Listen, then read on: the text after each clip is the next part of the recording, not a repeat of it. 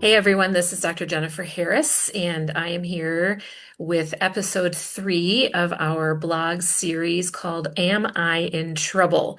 Looking at the way that these trouble stories have been marinated into us through our childhood and live out in our attachment styles, our Enneagram types, our family roles that we repeat in relationships as we grow into adults, and also the way that we use our caregivers as um, templates for how we create God in our head and in our heart into false images that match the false self that we've created. So, what happens is that these I am in trouble feelings are not just in my head, they're actually stuck in my body. They are stories that my body remembers, even what my mind may have forgotten. In polyvagal theory, we're going to talk about how these are nervous system stories that live in our physical bodies in a response to the childhood experiences that we had. And then it shapes not only our image of ourselves and of God and of others, but it also holds those stories in a way that often, if we don't understand what's happening, keeps us locked in their grip. So we've seen how the false self forms in childhood and how it shapes our image of ourself and God. But here's the thing. Even if we might know what is true, what we know is right, what we know might be the fuller, more whole story picture of the reality of circumstances of experiences, it doesn't often matter because what actually dictates how we react to things is how we feel. So one of the things I say often is, I know what you're telling me that you know, but what do you feel? And so because our body holds these stories, these are the ones that live not just in a thought pattern, but in our nervous system. And our thought patterns are actually responses to these physical memories held in our body. So, what we're going to talk about in our episode today is to talk about how our body keeps the score, how trauma and chronic anxiety live in our nervous system within the body. And these are survival mechanisms that our body learned to be safe, to be protected as much as possible, and also to remember to get love and connection and belonging. But these are often driven by stories that are fueled by guilt or shame. So then these mechanisms mean that our nervous system is always tweaked. And so healing means that we need to look at the body and to offering the body safety and connection in order to start breaking the grip of these I'm in trouble stories. So let's start by talking about the biology of being in trouble. Trauma teaches our nervous system a story. This story teaches us if we are safe or not. And when we are not, which is often the case, as I've said, I would love to meet somebody that has a secure attachment style. I haven't met them yet, but I'm hopeful that they exist. This will not be so for people that have had a securely attached upbringing and a home in which the balance of me and we was honored and respected. If that is not held well, then what results in those insecure attachment styles means that our nervous system learns to stay alert. It learns to stay vigilant long after a threat has passed in order to try to prevent future hurt, which creates chronic hyper responses or hypo responses, meaning really hyper aroused, what they call hypervigilance, or shutdown, because we can't maintain hypervigilance for a really long time. At some point, we pass the threshold into exhaustion and we collapse. And so the challenge of these nervous system stories, these biological signals, is that we see threats because our body is on alert. And so what might not actually be a threat feels like one because our body has learned to stay on alert. And what might be a lower threat than we perceive, we're not able to handle well because our pot is already on high simmer on the stove, so to speak. These biological signals are not moral failure. They are a way that our body has learned to keep the score of what has happened to us in a way that we can try to prevent future harm. Dr. Bessel van der Kolk has written the book that many of you may know called The Body Keeps the Score. He is one of the leading trauma researchers in the world. And what he says is that even when our mind can't remember every detail or any detail of what happened to us, our bodies remember. This is a really important point. Many people believe that if they can't recite memories to prove what they have left their childhood feeling like, then it doesn't count. But trauma research shows and tells us that a signal of trauma is lack of memory, memory gaps and holes or blackness or the inability to access the memories that we think we should. So keep in mind, even when our minds don't remember, our body has kept the score. What this means is that when something overwhelming happens, especially in childhood, our nervous system takes sort of a snapshot, a photograph, to encode not just the memory of the event, this is the key, but the sensations that accompanied and followed the event, our physical response. Our nervous system takes a picture of the sensations that came with the event. This might be racing heart or shallow breathing, clenched stomach, stiff jaw or shoulders. These physical signals are the body's way of surviving in the moment, of triggering us to pay attention that something is wrong. Something is not right. I am not safe. The problem is that long after the danger has passed, our nervous system doesn't get that signal because if we go back to the tenets of attachment, we have not been attuned to after rupture. Something bad happens, bad stuff happens. And if our caregivers, and later as adults, we can do this for ourselves, can come behind after difficult, challenging, even traumatic experiences and start to attune to the harm and repair it, then our nervous system knows it's okay to stand down. We are responding to that signal in a way that is like turning off the beep on the timer. Okay, we got the message. We're turning the beep off, and now we're going to do whatever the timer tells us to do. Take the cookies out of the oven. But when we don't get the signal, long after the original event happens, our bodies are still in danger mode. And so we can react to things in a way that we are in trouble, we are in danger, even if that's not the full picture of what's happening in the present moment right now.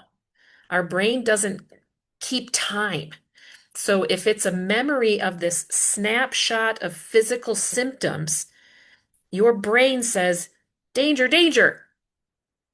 So because your body is playing an old tape, an old picture telling you what it felt like then, which was bad, which means it's bad now. So if you have that kind of package of symptoms that when you were little meant I was in trouble, I was in a situation where I wasn't safe, I was in a situation where I wasn't connected, I wasn't receiving love, I wasn't being seen well, then I know what that means. That means I'm in trouble. And so if you feel that combination of symptoms, maybe it's your chest tightening and your belly kind of drops out, and suddenly you feel numb and cold at the same time all over.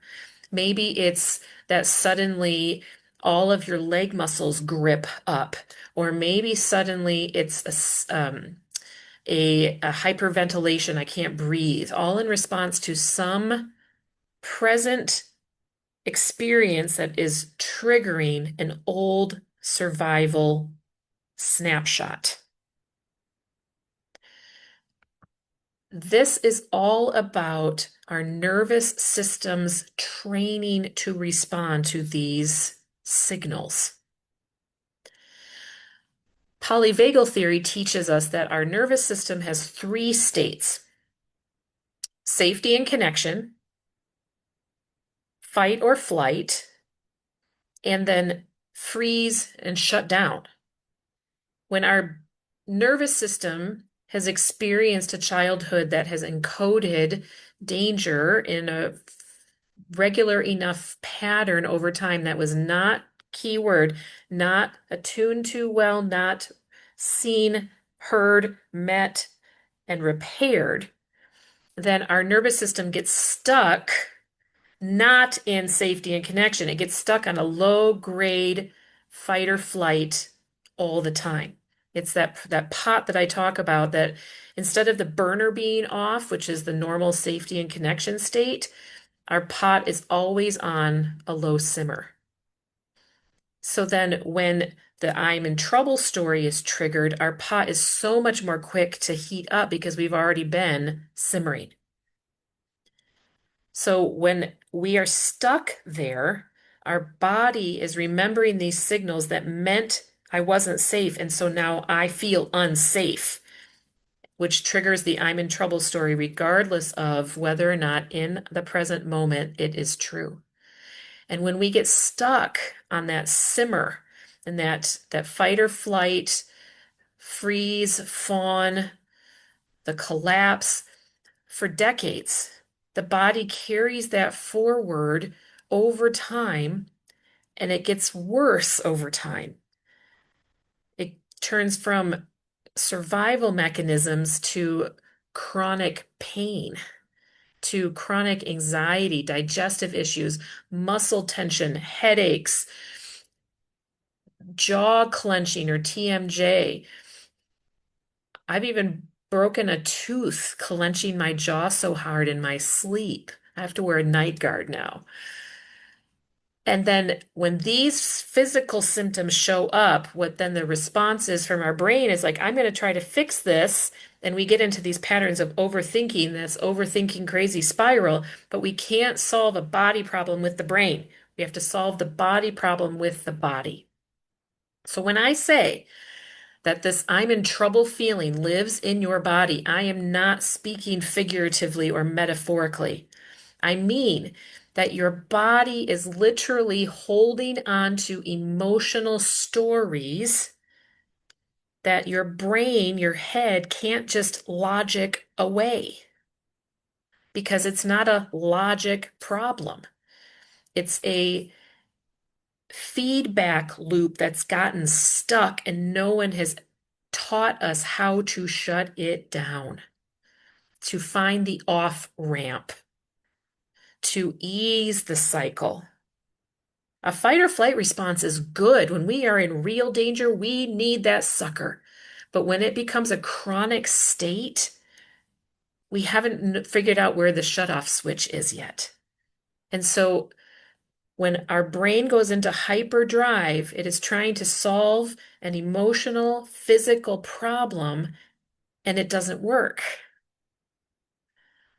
And if it's the body that is holding memory of what has happened to us to keep us safe, then the body is also the place where we can go to release those stories.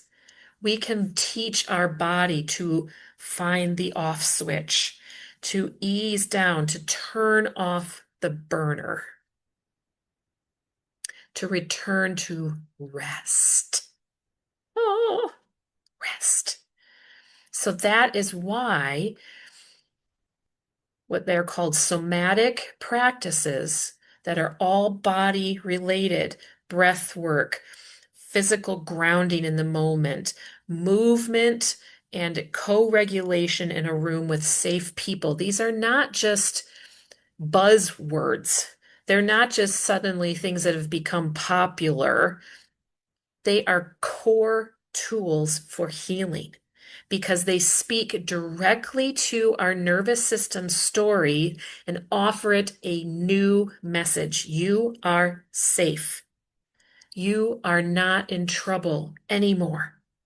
And the more that we meet these stories when they're up for us with caring for our physical body, over time, the body starts to believe us and starts to release that old snapshot, that old nervous system story. The more that we try to engage there and we find the off ramp and we start to communicate safety.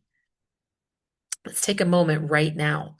Take a deep breath in through your nose.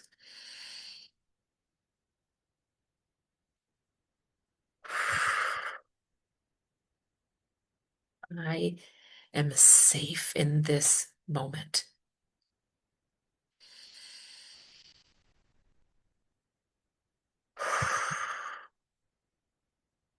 In this moment, I am safe.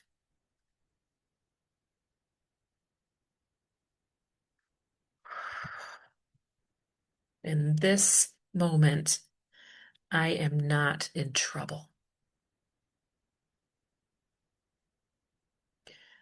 So let's talk a little bit about these signals, these somatic signals that are all connected to this false self that got taught to us in childhood and we have carried forward into adulthood and gotten rather good at.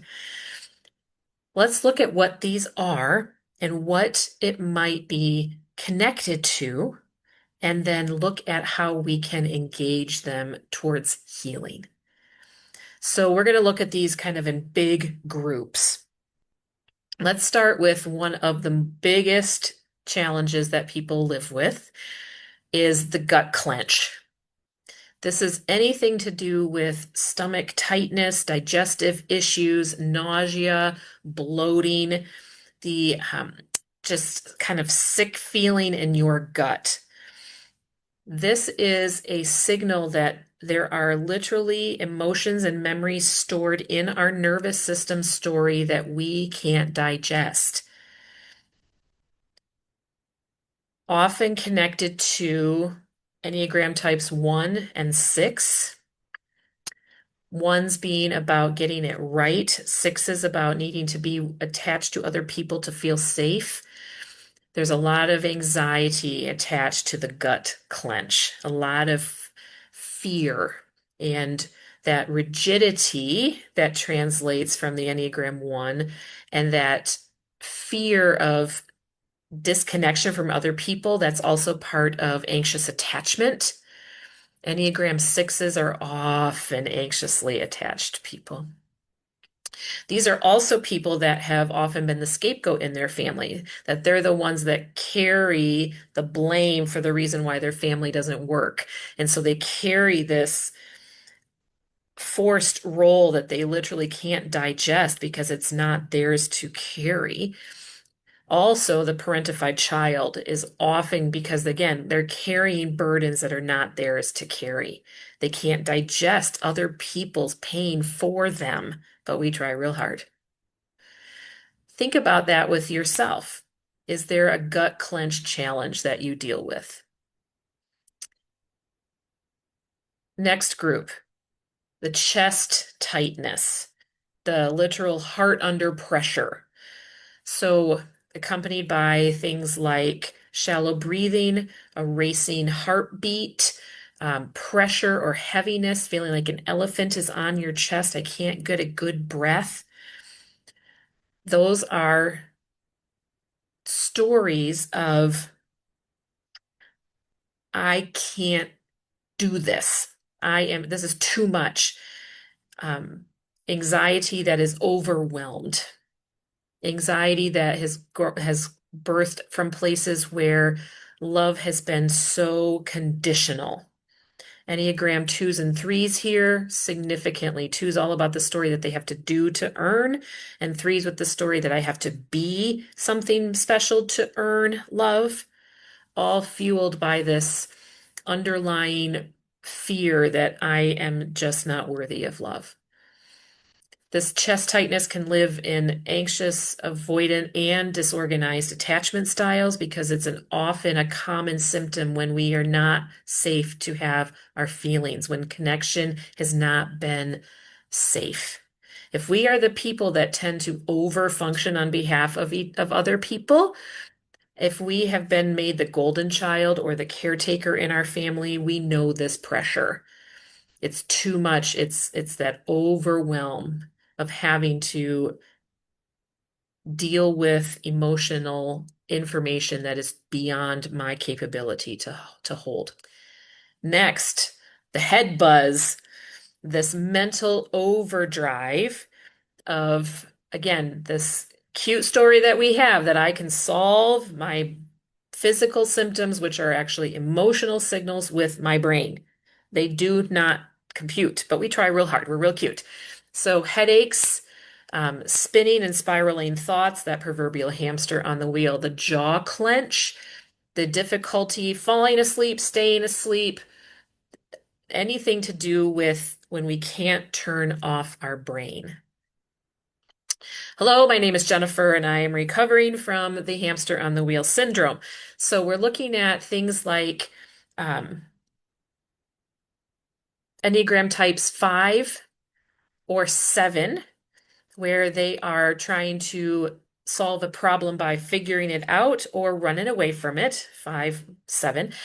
Avoidant attachment styles where the emotion is too much, and so we go into our head and try again to solve this emotional problem with a logical response. It doesn't work.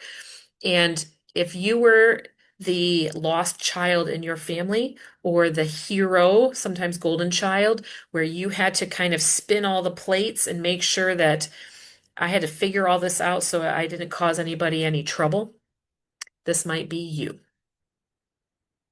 Next, the shutdown, the frozen, the numb, the I have to collapse. So sometimes cold feet, cold hands, like literal cold or lack of circulation in the extremities, going still, zoning out, vegging out, emotional flatness, just this is what might be called clinical depression and sometimes, but it's we have we've done all of the other things, so we've got nothing else. And so when we shut down, it's like we kind of go into a hibernation mode because we've got nothing left to give. The gas is out on the stove. Enneagram 9s, this is where they tend to live, especially to avoid conflict at some level on this scale. Avoidant attachment style and also disorganized attachment style. This is not usually anxious attachment style here, but avoidant and disorganized. And the lost child or the mascot will often find themselves here because if they can't make everybody laugh, they don't know what to do. I remember hearing an interview with a comedian once saying how she had just started therapy and she was really scared that if she started to heal, she wouldn't be funny anymore because who am I without it? Collapse. Lost child, shut down. On the opposite end of that is this hyper vigilant idea. this always on alert, always on guard, scanning the room, jumpiness, easily startled, tension in the neck and shoulders, the difficulties with finding deep sleep, just that feeling like any moment something bad is going to happen. You can see how this hypervigilance is like the opposite of this shutdown, and they kind of often will work in tandem where you just get enough juice back and you go back to hypervigilance and then run out of juice, then we shut down and we just keep kind of trying to recharge the battery, but we're attacking it from the wrong point of view. This is Enneagram 6, and anybody that has any type of chronic anxiety, if you and your family were the person, again, scapegoated or the IP, identified patient, you were the problem, you have a story in your body that is constantly looking for threats because your caregivers said you were the threat. And you're like, what's so wrong with me? So then not only are you looking for threats from out here, you're looking for threats from within you. And then we are talking about the group of the come out swinging. These are the signals that when we get triggered, our face flushes, our voices raised, our fists might clench up. We might start pacing. We might feel our body heat rising. We'll definitely feel our heart rate and our pulse rate, breath increase. This is all about coming to a problem from I'm not scared, I'm going to conquer all of this. Enneagram 8 energy, the challenger. I'm not going to let anybody get one over on me. This is also one of the tools of the disorganized attachment where they swing back and forth between attaching and detaching. So if they're feeling the other person pull away, they will go toward. Scapegoats, the identified patients, this is all about the fight response. And if you think about how the frozen numb shutdown, hypervigilance piece is all part of how we handle trauma according to polyvagal theory. So we've got the fight, flight response, and then the shutdown. The fight or flight response is basically hypervigilance all the time. So then we have this fight, come out swinging, or we have the, what I call run, Forrest, run, the flight response, where I'll be talking to a client, we get to a place and all of a sudden their legs start fidgeting, or they start jerking, like jerking their hand, or they're swinging their foot. Restless legs and arms, hands, fidgeting, needing to be busy, the urge to leave, the on the edge of your seat, balls of your feet kind of a thing, like ready to escape, knows where the door is, knows where all the exits in the room are. Because when things get too much, I run. This is Enneagram 7 energy. This is avoidant attachment energy. This is the mascot and often golden child energy, because if I can't fix the situation, I'm out of here. Lastly, we talk about the freeze response was a little bit different than the frozen numb shutdown, because that is a complete kind of a collapse. The frozen part is that in my body, in the moment, I can't do anything. I'm stuck. I'm literally like blown over with ice, like the witch in the Chronicles of Narnia Lion Witch in the Wardrobe. She zaps you with her thing and you just turn ice. You can't move. These types of frozen responses, even when our head is going, but I can't do anything. I might lose my words. I might start stuttering. I might trip over my feet because I've just lost awareness of the room that I'm in. I might lose time. So when it comes to, again, these 3 states of our nervous system, the safety and connection, the fight or flight response, and then the shutdown, part of healing comes when we can understand what our fight or flight response could be and start to notice it when the pot is still on 2 or 3 on the stove rather than 7, 8, 9, and then we collapse into shutdown. When we are collapsed into shutdown, the only thing we can do for a bit is rest, wait for the battery to recharge again, and then start our healing practices. So, healing comes when we start to understand and accept that I cannot think my way out of this issue. I can't think my way out of these snapshots that my nervous system have taken. I feel my way out. Now you can try it your way. I did for many years and shame the ever-loving crap out of yourself for not being able to solve the problem.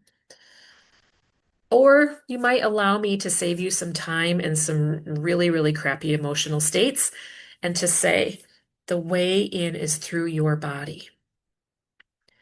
I understand that bodies are messy. We are taught stories about our bodies themselves, not just the nervous system stories about if I was safe, but also, am I safe in my body? Bodies have been demonized for generations and generations. And yet, when we start to meet ourselves in our physical body and remember that this has been the gift we've been given to live this life in this body, that there's a purpose. It's not an accident. It's not superfluous. It is critical and integral to what it means to be human, to be in this body.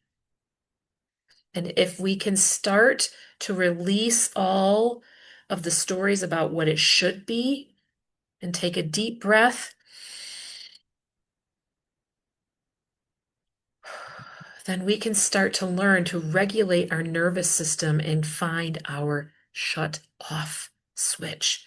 Let these chemicals calm down and maybe find some rest. So we start with the breath. It's always the breath. The way that we remember our bodies is to take a breath in a way that we notice our body moves with the breath. To be grateful to our bodies, to remembering to breathe on our behalf when we so often forget.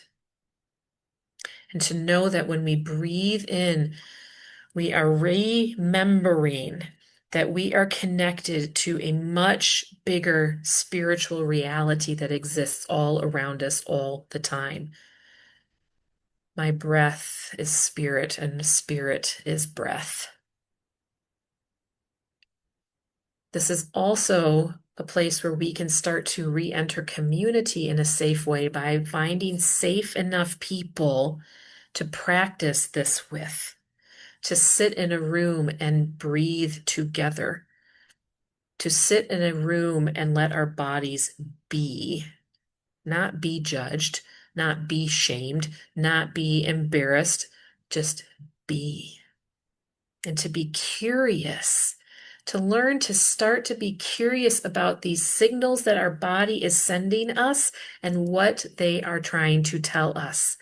These signals always have important information for us if we are willing to learn from and listen to it. The more that we can invite curiosity and compassion for what our body is telling us. For example, if my stomach is suddenly, I notice that my stomach is clenched, I can start to get curious and say, what's happened? What did I just experience? It might not be just, maybe it was yesterday and I just noticed. That's okay. I'm noticing now. Woohoo! What happened? Oh, I had this encounter and I thought I was in trouble. I thought I had done something wrong. And it started that nervous system story ramped up for me. Or what if suddenly I notice that my face is burning red hot and my heart seems to be pounding out of its chest? I might be having a panic attack or an anxiety attack. What has led this to be? What preceded this? If we can start to say, oh, I'm noticing this and name what's happening around it, we can start to connect what will trigger our nervous system story and start to have compassionate tools at the ready to triage, to help us find the off ramp. When we start to notice the patterns of our nervous system story activating, we can start to develop a survival skills plan and intervene in a way that helps us find that I'm going to turn the burner down switch. That's going to be a little bit different for everyone, but one thing that I will say will always be true is the breath. The second thing that I will say is that it will always be true, that it will always be bodily engaged, something sensory with our body, so that we take a drink of water, that we find something to smell like an essential oil that reminds us that we're safe and it smells delicious and yummy and calms our emotions down.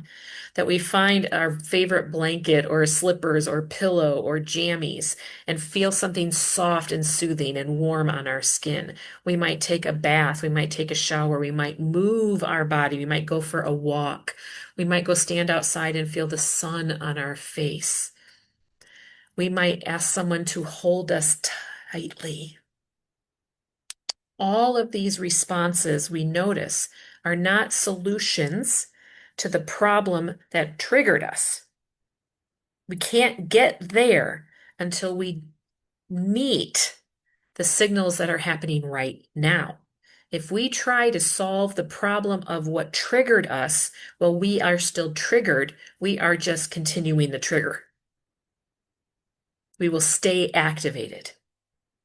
But if we can meet ourselves and learn to get curious, what is this telling me? If my gut is clenched, then something has happened. I can't digest it. I don't understand. Or if I'm going into the crazy making brain, then I'm overwhelmed. Or if suddenly my heart is pounding and my face is flushed, then my anxiety has just taken over. What do these parts of us have to say? That they are parts of us that are protecting us, they think. That it's part of that nervous system story that is just asking so desperately to be heard, to be seen, to be validated, to be attuned to, and to be repaired. If we try to fix the problem that caused the overactivation before doing this, we will never solve this problem. We're skipping an entire necessary step towards healing. The good news is that as we practice this, our body starts to soften. Our body starts to release its grip on these reactions because finally we are paying attention. Finally, we are offering ourselves the attunement we did not receive. Finally, we are feeling validated and seen and heard, and our younger selves that are sort of trapped in here in this nervous system snapshot can start to release and start to be reintegrated into ourself today. These nervous system stories are old. And at the same time, ironically, very young. When they show up, we are no longer me right now. We are me age 6, me age 7, me age 8.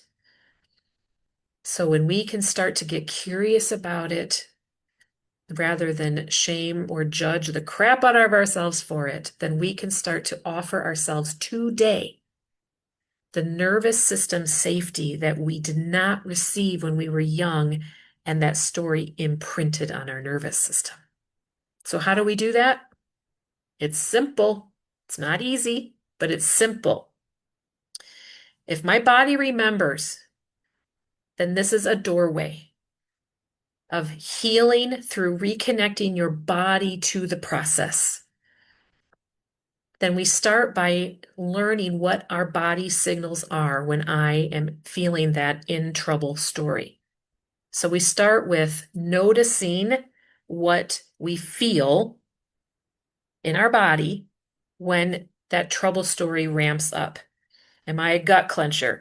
Am I a stuck in my chest, elephant on my chest person? Am I a anxious overthinker, brain craziness? Am I in my fight or flight response? Am I fight? Am I freeze? Am I flight? Am I the collapse? Am I the fawn? What happens to me? How do I know that I'm feeling this way? Second, we name what is happening, which is my body is trying to protect me because something that has just happened to me is triggering stories that I am not safe. We might be able to in the moment, we might not, and it's okay, be able to say that person said this and I felt unsafe, or this situation I felt unsafe, or that person sounded a lot like my mother and it triggered me, or I smelled something that suddenly I was really anxious. Whatever it might be, we might notice and then name it. And then here is the practice part where most of us fall down. We nurture what is present now. I can see that you are scared. I can see that you are worried or embarrassed or angry or ashamed or whatever it is. And it's okay that you feel that way. I am here with you. I am with you right now, and it's okay. And then do your steps to nurture that younger part of you that is showing up. Get your breath, get your glass of water, get your squishy blanket, and get your lovely smellies, get your diffuser on, get your whatever it is that is your safe reminder, and offer that to yourself. Once we do those 3 steps, notice, name, nurture, and we're able to find the off-ramp to our nervous system story towards regulation, then we can look to what's next. What do I do about it? But if we try to go from trigger to what do I do, we will never respond well. We will never see the options that are available for us. We will never choose what actually heals us. And by doing these practices, we are telling our nervous system that today you are safe. I am safe. And the more that we follow these steps, we are teaching our nervous system a new story, a new snapshot, and a new way of not having to live under the thumb of what started out as self-protection that has often intensified so much over time and become a prison. Doesn't that sound amazing? It starts with letting our body speak and tell the story that it's carrying. I'm ready for that. And it has been a huge part of my journey, one that I continue to practice. And I hope that it will provide some healing and safety for you as well. I'll see you next time. Bye-bye.